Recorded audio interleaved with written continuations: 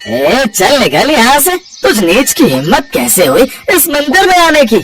लेकिन पंडित जी, भगवान के द्वार पर तो सभी एक बराबर ही होते हैं। वो तो सिर्फ प्रेम और भक्ति के भूखे होते हैं। फिर उनके लिए भक्त ऊंची जाति का हो या नीच जाति का क्या फर्क पड़ता है? तुझे सुनाई नहीं दिया पंडित ने क्या कहा? अच्छा, ये ऐसे नहीं मानेगी। सभी गांव वालों ने ममता और उसके 6 साल के बेटे बिट्टू को धक्के मारकर मंदिर से बाहर निकाल दिया। बेचारी ममता और बिट्टू रोते हुए वहाँ से चले जाते हैं। ये कहानी है गरीब ममता की, जिसका पति कई साल पहले शहर में नौकरी करने गया, लेकिन आज तक वापस नहीं लौटा। ना ही उसकी कोई खबर आई। तब से ममता अपने बेटे को पालने के लिए जंगल से लाल मिट्टी लेकर आती और उससे मिट्टी के घड़े बनाकर बेचती और अपना घर चलाती। भाई साहब, एक घड़ा ले लो ना, सुबह से बोनी भी नहीं हुई है। बच्चा भी कल से भूखा है। कितने का है घड़ा? जी 80 रुपए का। नहीं, मैं तो 50 ही दूंगा। देना तो दो।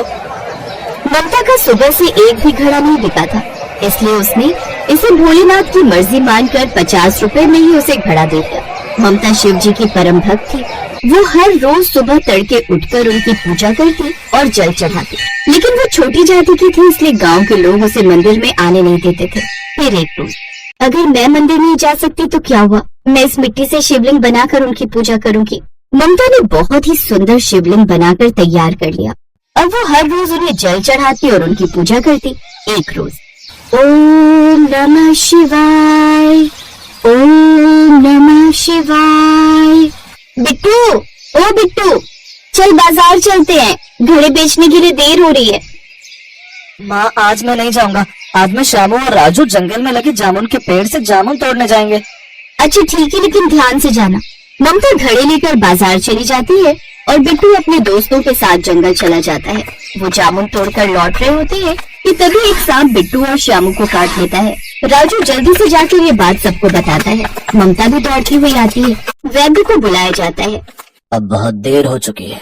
जहर इनके आधे से ज्यादा शरीर में फैल चुका है। कुछ ही देर में इनकी मौत हो जाएगी। नहीं, मैं अपने बच्चे को कुछ नहीं होने दूंगी। इसके अलावा इस दुनिया में मेरा कोई नहीं है, कोई नहीं है। ममता मिट्टी के बनाए हुए शिवलिंग के आगे हाथ जोड़कर प्रार्थना करती है और रोने लगती है। तभी उस मिट्टी के शिवलिंग से शिव जी प्रकट हो जाते हैं। तुम मेरी परम भक्त हो और तुमने बिल्कुल सही कहा था। मेरे लिए मेरे सभी भक्त एक समान है। मैं तुम्हारी भक्ति से प्रसन्न हूँ। आज से तुम्हारे सभी कष्ट खत्म हो जाएंगे।